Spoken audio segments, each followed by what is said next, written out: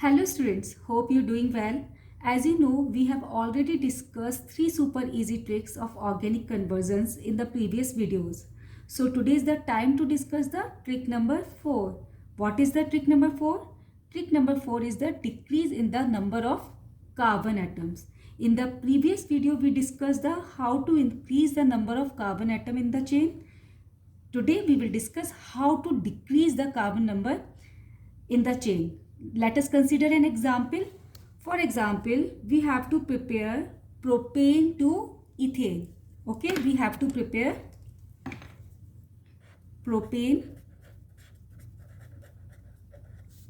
to ethane. In propane there is 3 carbon, in ethane there is 2 carbon. So we have to decrease 1 carbon in the chain. What is the formula of the propane? CH3, CH2, CH3. And we want to prepare CH3 from the propane. First of all, we will activate the alkane, and we know how to activate by halogenation. I have already told you that this halogenation, this haloalkanes and haloarenes chapter is the root of the organic conversions. So first of all, we will activate our alkane by the halogenation in presence of the UV rays, and we will get CH3, CH2, CH2, Cl. Substitution reaction. Now we will convert this Cl group into the OH group. How we can convert? We can convert by using the aqueous KOH. What is the function of aqueous KOH? Aqueous KOH show the substitution reaction, and in the substitution reaction, in place of the Cl, OH group will be attached, and we will get CH3, CH2, CH2OH, alcohol. Okay. If there is alcoholic KOH, then there will be the elimination reaction. Remember this, aqueous KOH show the substitution reaction, alcoholic KOH show the elimination reaction. Now we will convert this group into the COOH group, acidic group, carboxylic group. How can we convert? By the oxidation.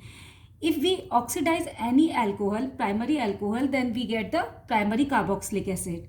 And oxidation occur in presence of any oxidizing agent like alkaline KMnO4. We can use acidic K2Cr2O7.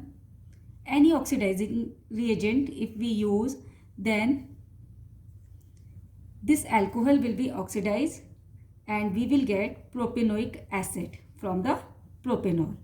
This is propanoic acid. In the next step, we will do the decarboxylation.